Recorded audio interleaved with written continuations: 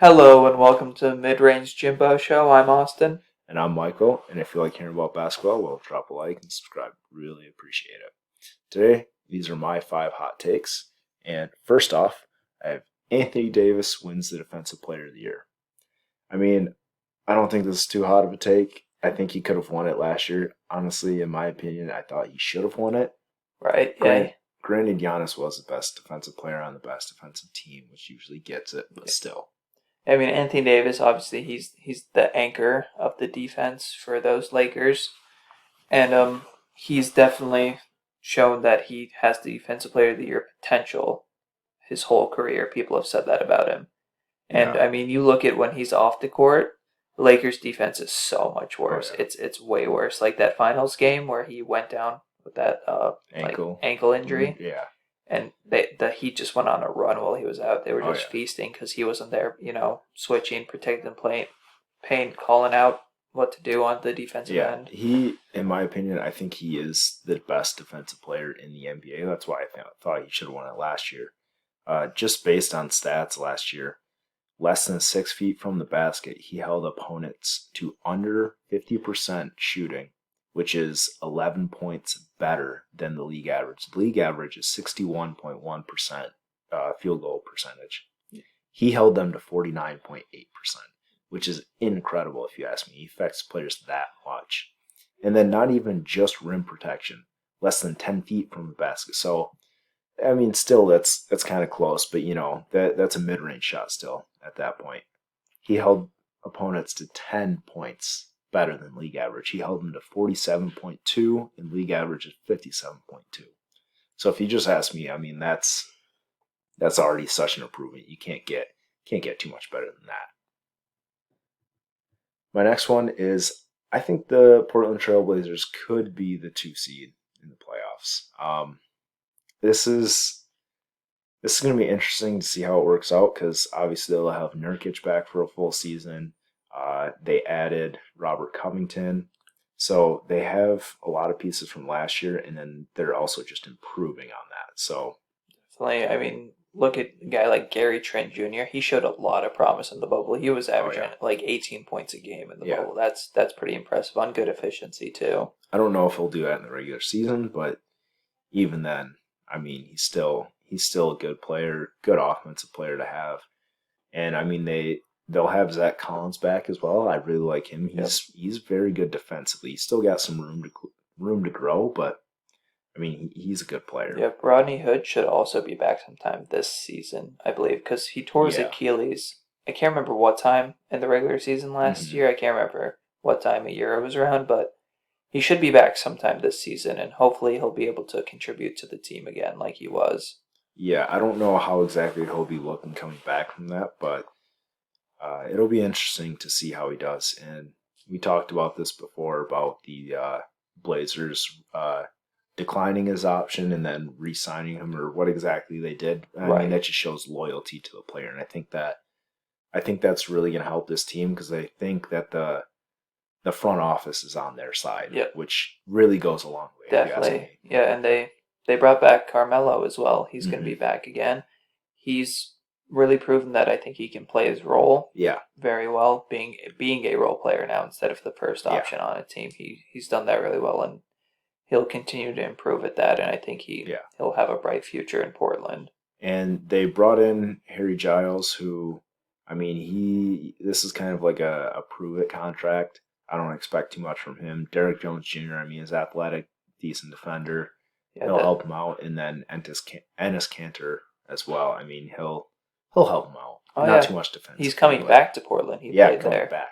And I mean, so he'll already know the players, the chemistry will be there for him, and he's a good player to have off the bench to score. He's not going to be playing defense for you, but he can score for you off the bench. Oh yeah.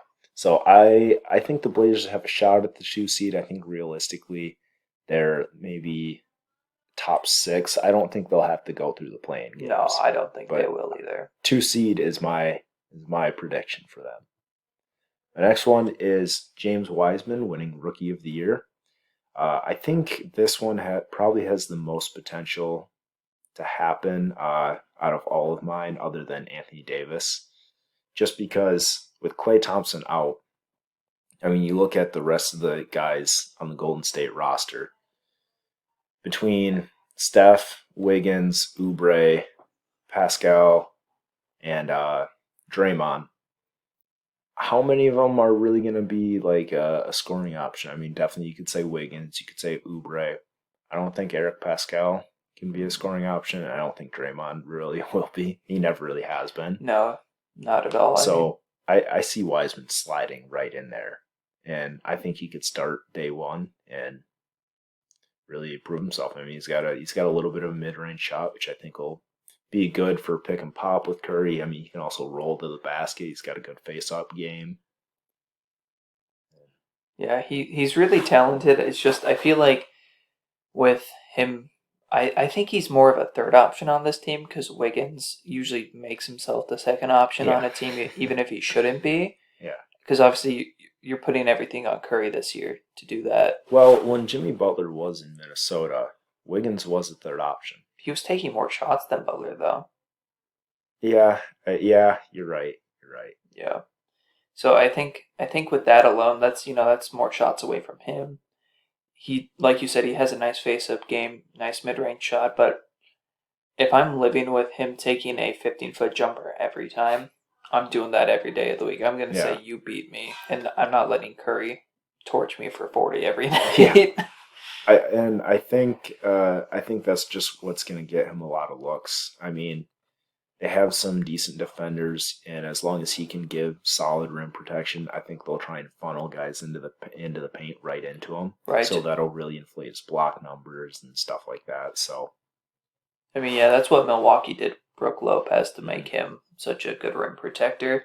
But I just feel with Wiseman, it's the fact that, like I said with my video, he's not the flashiest player out on the floor, and we like flashy.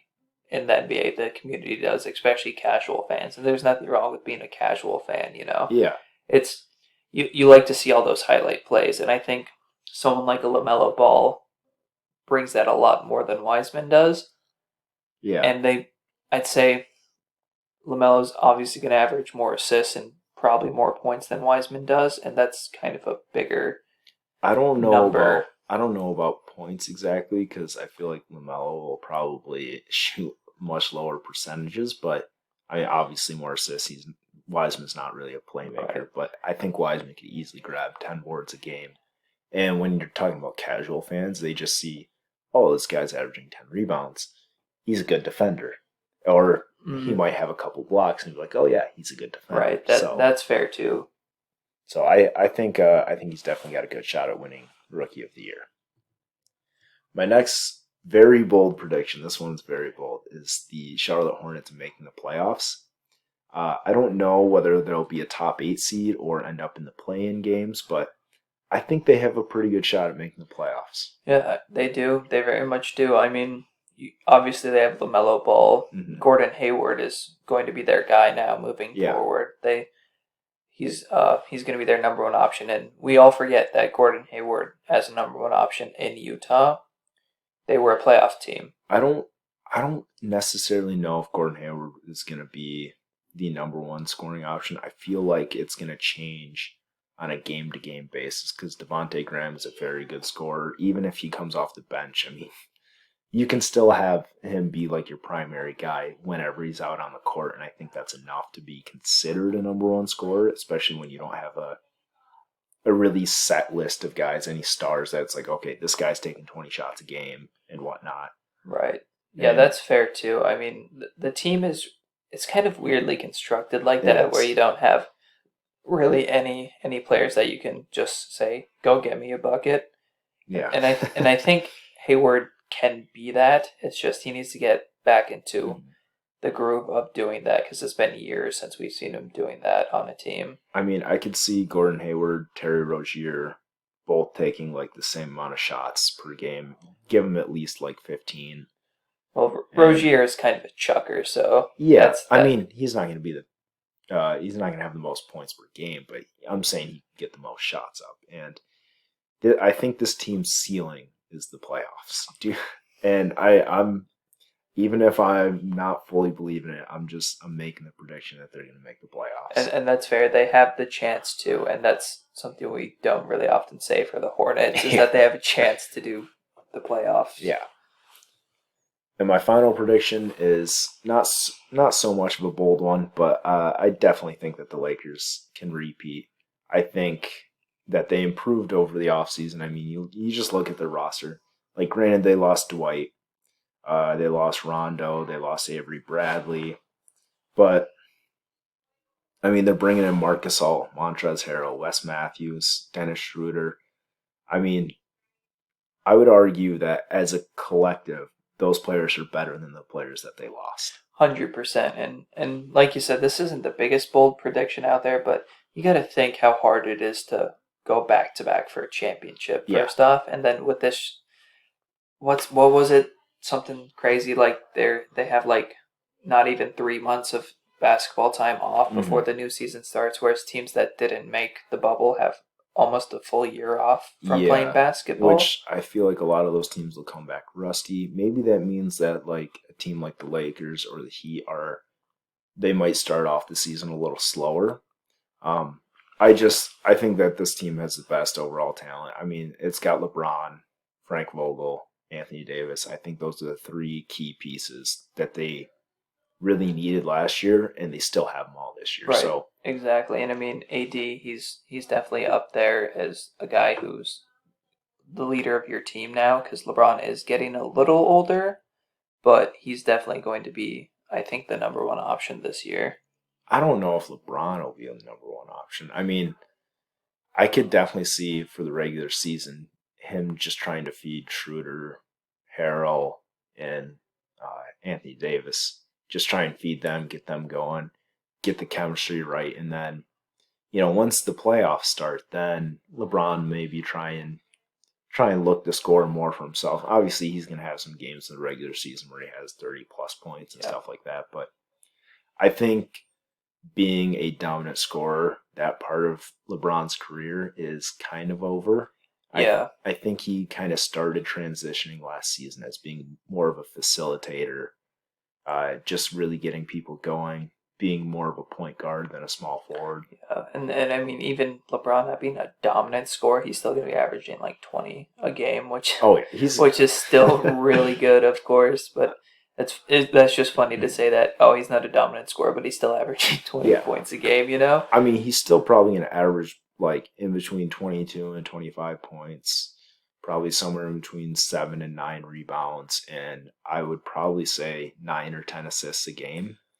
I mean, those sound like fantastic stats, but that's just kind of run-of-the-mill for LeBron, or even some people would say that's regressing for him. Exactly. And that just proves like how great of a player he really is. Yep. And you can honestly say that if he averaged somewhere in those numbers, you could still say like, oh yeah, he was coasting.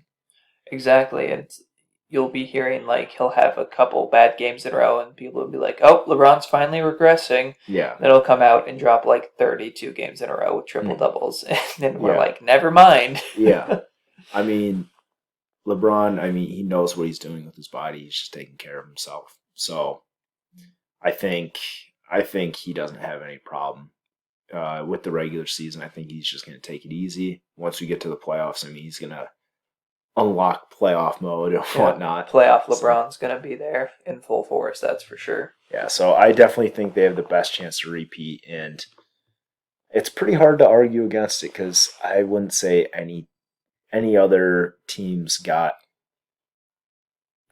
better pieces like the Lakers did. Yeah, the only thing I can say is, the playoffs, you never know what's going to happen, but that's the most cop-out answer possible.